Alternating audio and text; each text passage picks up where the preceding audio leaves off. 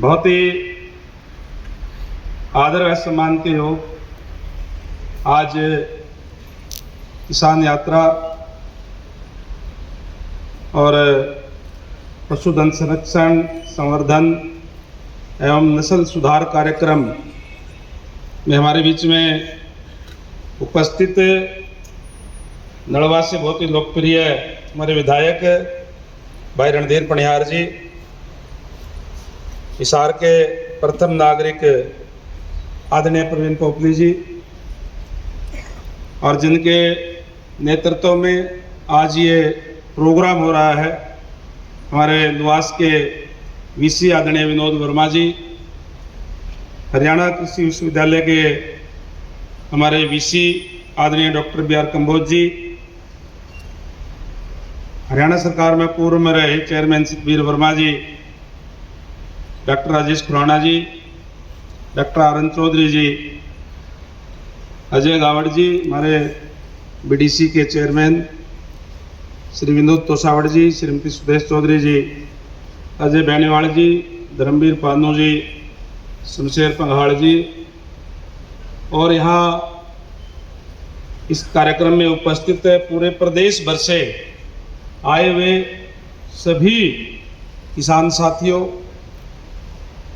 पशुपालक साथियों, आज आप पूरे प्रदेश भर से यहाँ पहुँचे हैं।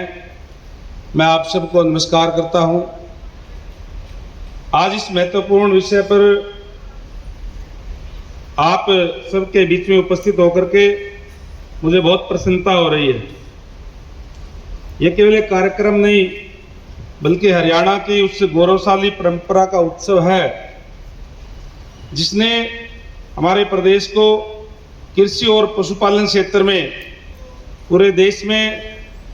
एक विशिष्ट पहचान दिलाई है। जब भी हरियाणा के विकास की बात होगी, तब कृषि के साथ साथ पशुपालन के योगदान को भी कोई भुलाया नहीं जा सकता। ये दोनों एक दूसरे से जुड़े हुए हैं। यदि आज हरियाणा देश के सबसे समृद्ध ग्रामीण राज्यों में गिना जाता है, तो उसके पीछे हमारे किसानों और पशुपालकों की कई पीढ़ियों की मेहनत, दूरदर्शिता और पशुधन के प्रति समर्पण की अमूल्य विरासत है। हमारे पूर्वजों ने पशुओं को केवल आय का साधन नहीं माना, बल्कि परिवार का सदस्य समझकर उसका पालन पोषण किया।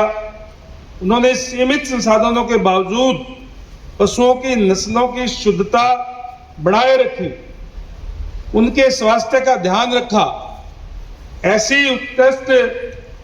आनुवंशिक संपदा तैयार की जो आज पूरे विश्व में हरियाणा की पहचान बनी हुई है। मुझे गर्व है कि मुर्रा भैंस, हरियाणा गाय और साहिवाल गाय जैसी विश्व प्रसिद्ध नस्लें हमारे किसानों और पशुपालकों की पीढ़ियों की तपस्या, अनुभव और पशुपालन कौशल का परिणाम है।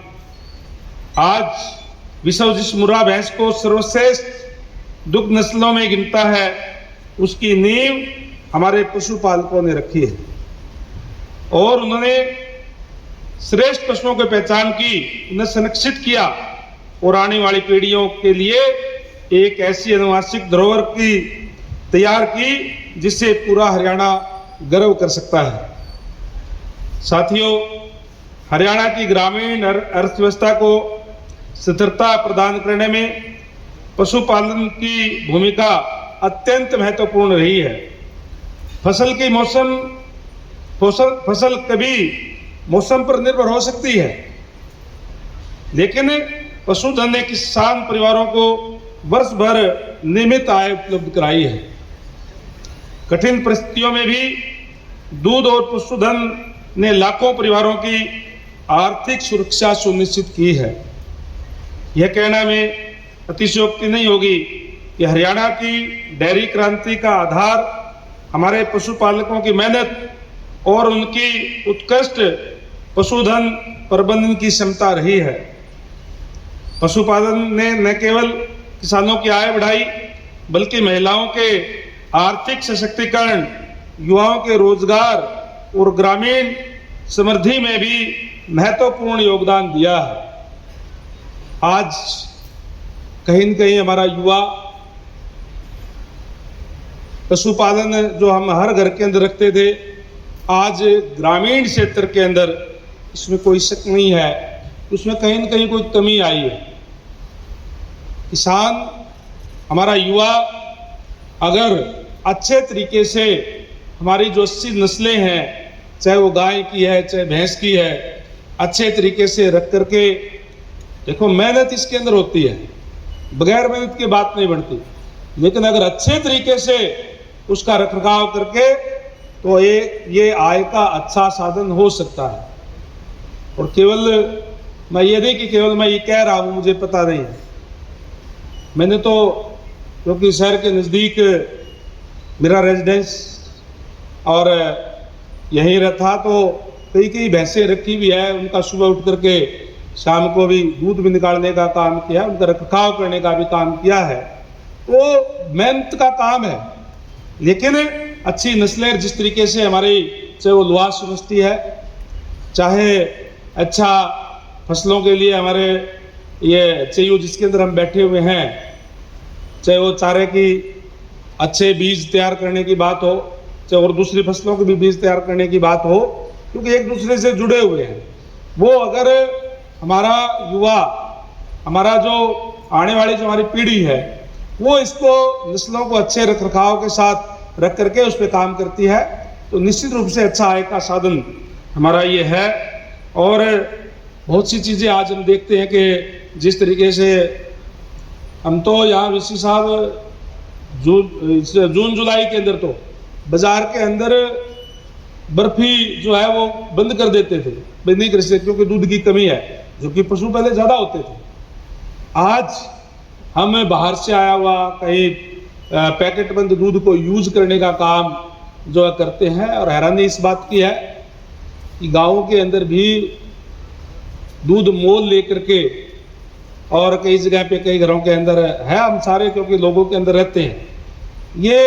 कहीं न कहीं हमारा युवा इससे दूर हो रहा है। हमें इस बात का लाभ उठाना चाहिए कि हमारी यूनिवर्सिटी भी यहाँ पे है, किस तरीके से उसका रखरखाव होना चाहिए, किस तरीके से समय पर दवाई देना, समय पे जो है सारी चीज़ें करना। ये हमारा सौभाग्य है कि हमारे यहाँ क्योंकि जिस तरीके से अभी वीसी साहब ने भी बताया कि पहले HAU और लुआस एक इकट्ठी थी, अब क्योंकि पशुधन का महत्व समझते हुए एक पूरी यूनिवर्सिटी अलग से बनाने का काम किया, ताकि हमारे जो पशुपालक भाई है, हमारे किसान भाई है, क्योंकि किसान भाई हमारे पशु पालने का काम करते हैं, उनको वो तमाम सुविधाएं देने का काम करे। और आज के समय में हरियाणा सरकार ने भी पशुधन को बढ़ावा देने के लिए अनेक तरीके के से लोन उपलब्ध कराने की बात हो, भैंस के लिए भी, गायों के लिए भी बिना गारंटी के लोन देने का काम भी हमारी सरकार कर रही है। और गाय खरीदने के लिए तो 30,000 रुपये एक गाय पे सब्सिडी देने का काम करिए कि गाय खरीदे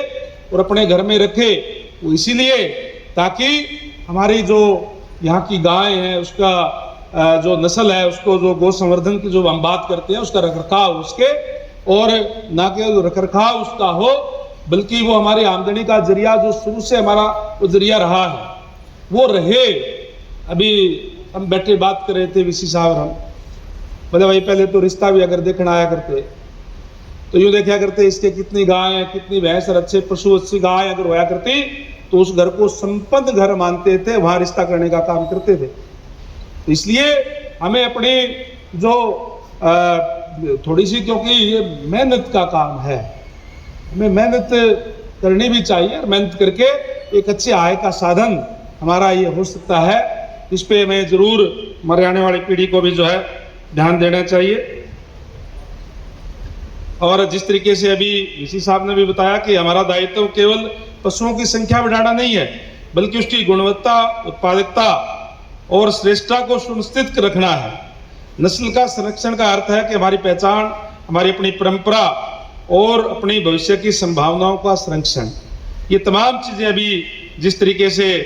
माननीय वीसी साहब ने विस्तार से बताने का काम किया। और आज मुझे कहते हुए प्रसन्नता है कि प्रदेश में वैज्ञानिकों, विशेषकर लाला लाजपत राय पशु चिकित्सालय एवं पशु विज्ञान विद्यालय हिसार तथा अन्य अनुसंधान संस्थानों के विशेषज्ञों ने पशुधन विकास में महत्वपूर्ण योगदान दिया है। उनके रिसर्च एवं नवाचारों के परिणाम स्वरूप आधुनिक प्रजनन तकनीकें, बेहतर पशु पोषण, रोग नियंत्रक उपाय ताकि उसमें कोई रोग ना आ सके,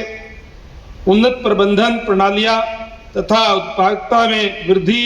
के अनेक समाधान किसानों तक पहुंचे हैं और जिसका वो लाभ उठा रहे हैं। पशुपालन एवं डेयरी विभाग के अधिकारी पशुपालकों को तकनीकी मार्गदर्शन, टीकाकरण, उपचार, कृत्रिम गर्भाधान तथा अन्य आवश्यक सेवाएं उपलब्ध करा रहे हैं। यह निरंतर प्रयास सुनिश्चित कर रहा है कि आधुनिक विज्ञान और तकनीक का लाभ अंतिम पंक्ति के पशुपालक तक पहुंचे। आज कृत्रिम गर्भाधान, सेक्स सोलिटेड सीमेन, IVF, भ्रूण प्रत्यारोपण, पशु मोबाइल चिकित्सा सेवाएं, पशुधन डिजिटलीकरण, रोग निगरानी प्रणाली तथा वैज्ञानिक चारा प्रबंधन जैसी अनेक सुविधाएं, आधुनिक तकनीकें पशुपालकों के लिए उपलब्ध है। आज तो मोबाइल वैन भी हरियाणा सरकार की तरफ से चलाई गई जिसके अंदर डॉक्टर होते हैं और वो घर तक जाकर के वो किसानों को सुविधा देने का काम जो है करते हैं। मुझे विश्वास है कि किसानों के अनुभव, वैज्ञानिकों के ज्ञान और सरकार की प्रतिबद्धता का यह सशक्त संगम हरियाणा को पशुधन विकास और नस्ल संरक्षण के क्षेत्र में नई ऊंचाइयों तक ले जाएगा। लेकिन मैं यह स्पष्ट रूप से कहना चाहता हूं कि आधुनिक तकनीक तभी सफल होगी जब हमारे किसानों और पशुपालकों के अनुभव तथा पारंपरिक ज्ञान के साथ जुड़कर कार्य करेगी। हरियाणा की सफलता का मूल मंत्र सदैव यही रहा है, परंपरा और विज्ञान का संतुलित समन्वय। आज आवश्यकता इस बात की है कि हम अपने श्रेष्ठ पशुओं की पहचान करें, उसका वैज्ञानिक प्रबंधन करें, गुणवत्ता चारे की व्यवस्था सुनिश्चित करें और आने वाली पीढ़ी को पशुपालन के प्रति प्रेरित करें। मैं विशेष रूप से युवाओं से कहना चाहता हूं कि पशुपालन केवल पारंपरिक व्यवसाय नहीं बल्कि आधुनिक कृषि अर्थव्यवस्था का सबसे तेजी से बढ़ता हुआ क्षेत्र है। इसमें नवाचार, उद्यमिता, तकनीक और मूल्य संवर्धन की अपार संभावनाएं हैं। अभी जैसे बताया भाई रणधीर जी ने कि एक छोटा सा किसान अपनी अच्छी गाय रख करके, डेयरी गाय की करके और आज अच्छा अपना जीवन यापन कर रहा है, अच्छी उससे इनकम अर्जित करने का काम जो है